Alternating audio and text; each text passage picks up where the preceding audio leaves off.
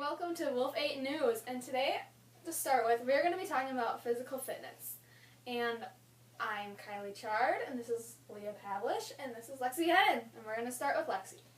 So, I'm going to be talking about conditioning and why it is important to condition before you do a physical activity or when the season's over and then you're starting the season, like a new season of the same sport and that. So, like if you're planning, one way like conditioning is used is like if you're planning on running like 3 miles, but you can only run like let's say half a mile.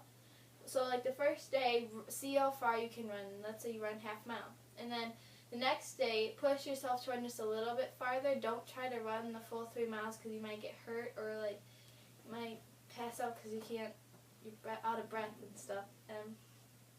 So like you just need to work. Maybe add like 0.5 miles every day, and you have to just keep running that every single day. So like, until you get to your goal, which is 3 miles, and then you'll be able to run. Another thing is if like you're in a sport like softball and you're off for 4 months from softball, and then you need to get back into it, and you start the season, you probably won't be able to throw as far as the end of the season. Like let's say you could throw 60 feet. Maybe now, the first throw, you should not try to throw as far as you can. You should just warm your arm back up into being able to throw that far. I remember back in the day when we were children, me and my sister, we went to an all-day camp of fun games, and the next day we couldn't move because we were not warmed up at all. Good old days. Thanks for sharing that with us. And That was a nice example. Continue, Lexi.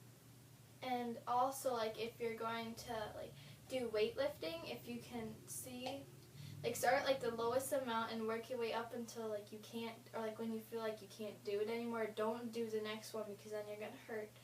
And then also, if, like, you pull a muscle in your leg, you shouldn't, like, you're doing gymnastics, you shouldn't try to do, like, the hardest move. Like, if you pull a muscle doing the splits, you shouldn't try to just get your splits flat again. You should work your way back into being able to do the splits because then you could injure yourself more and then you're going to be out for longer and it's probably going to get worse. Now to Leah with flexibility. Thank you, Lexi. That was good. Okay, now I'm going to be talking about flexibility. Physical and physical fitness. Physical fitness is an important part of everyday life. Most people use all 5 elements of physical fitness multiple times every day.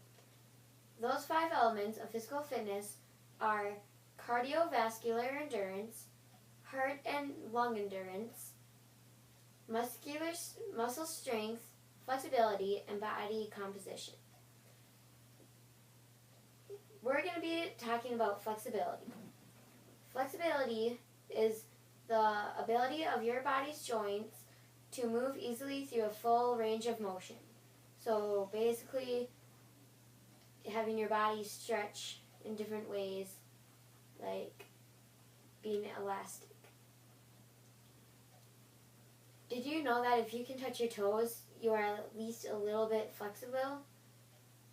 Flexibility is used in many, almost all sports, such as exercises, sports, stretches, anything like that, flexibility, you use them. For example, gymnasts and dancers most of the time use flexibility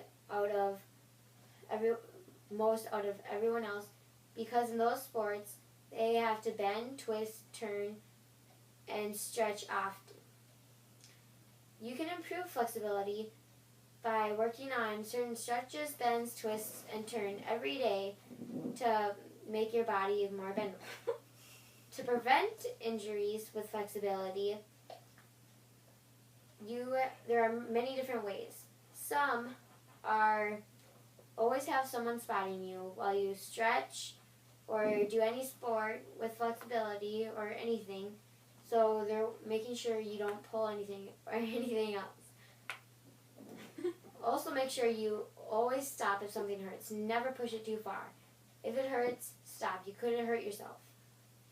If you do push yourself too hard, it could lead to a sprain, break, twist, or a pulled muscle, and that would be good. You'd be out of your sport season for many amount of weeks. If you don't want your face to look like this, then use Proactive to help with your pimple problems.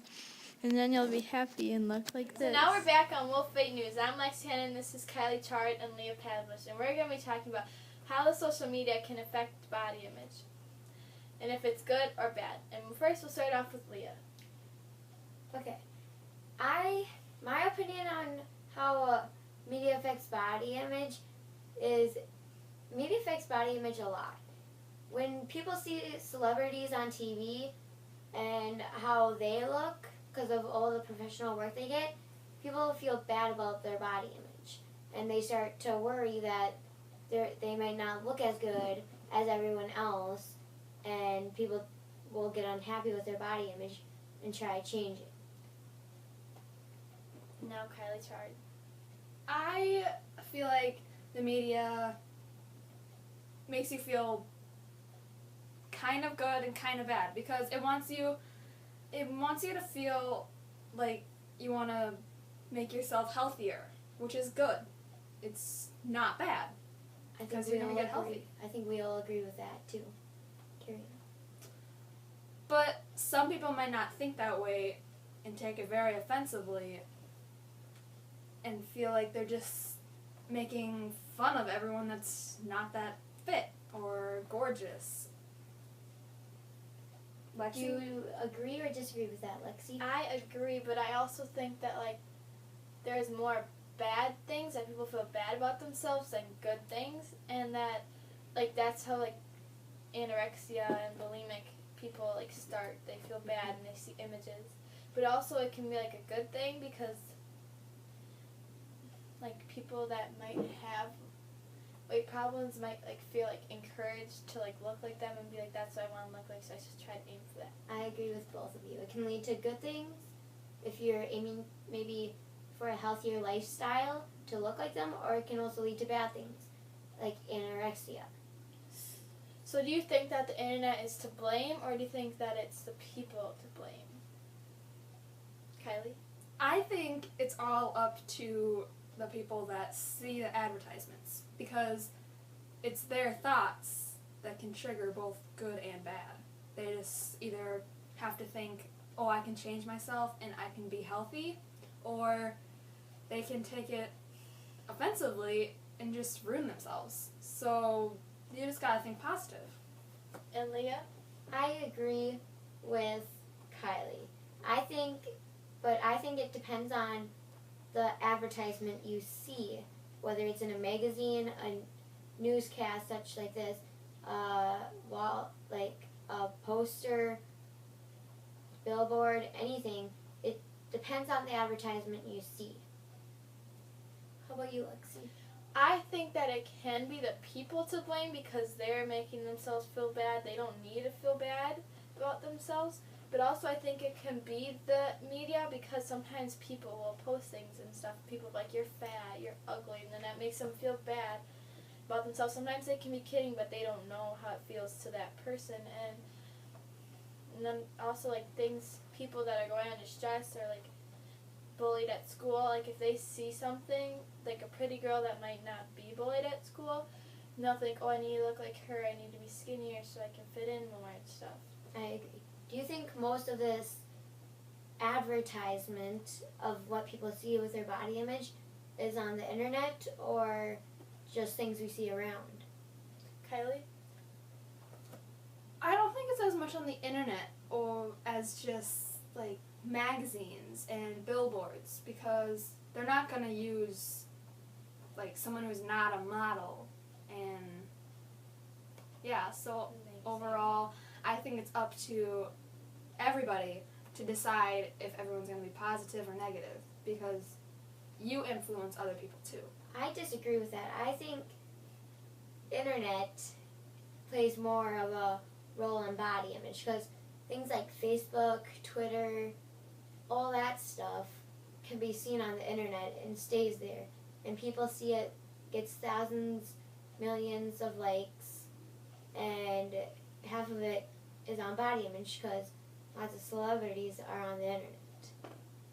I agree with both. I think like sometimes when people are like, look how pretty she is, oh she's so pretty, and like the celebrities that get like, or people that get a bunch of work done to look prettier, or that are like don't eat because they're worried about their body image, like look, some like they feel like that's what they have is like anorexia, that's why they look so good, and so then, or like they feel like they shouldn't eat so they can look like that.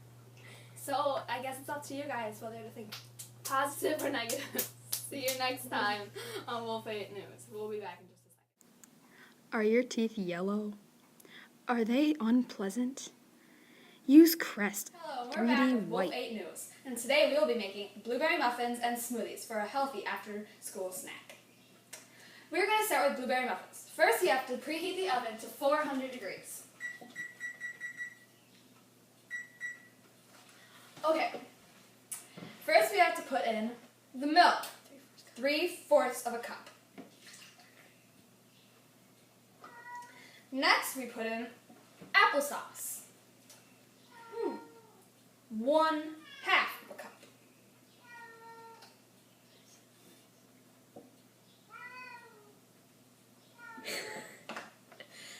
Okay. Next, we put in an egg. 1.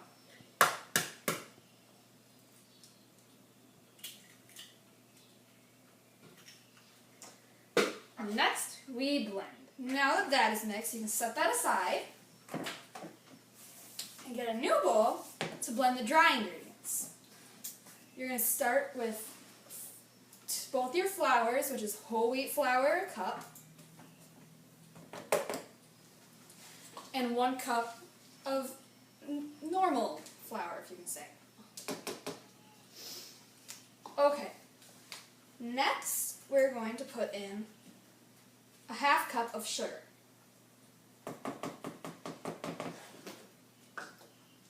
And then baking powder. We're going to put in 3 teaspoons of baking powder.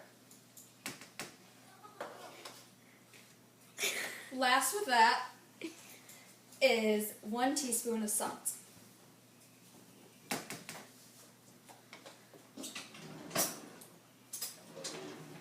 Once you get that, you want it somewhat flat, and you want to make kind of a hole in the middle of it. After you make the well, you want to pour in your wet ingredients you made earlier.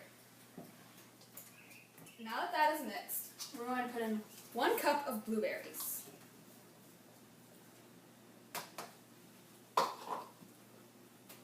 We want to gently mix. Now that everything is mixed, we want to spray your muffin pan.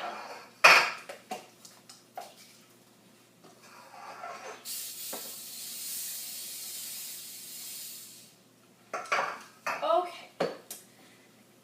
This batch will make about 22 to 28 mini muffins or 12 large.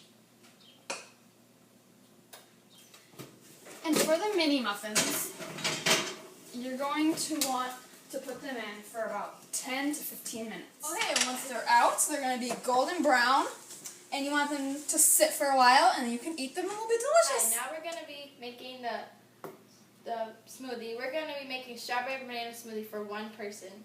So first you want to put in 3/4 cup of strawberries, and then you're going to want to put in 1/2 a banana,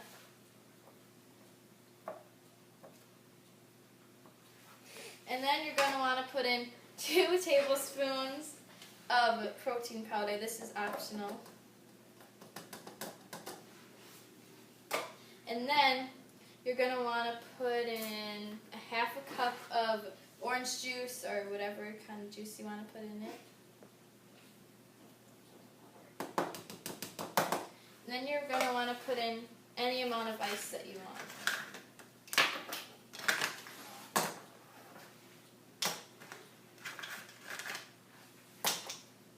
Then you're going to want to put the blender on.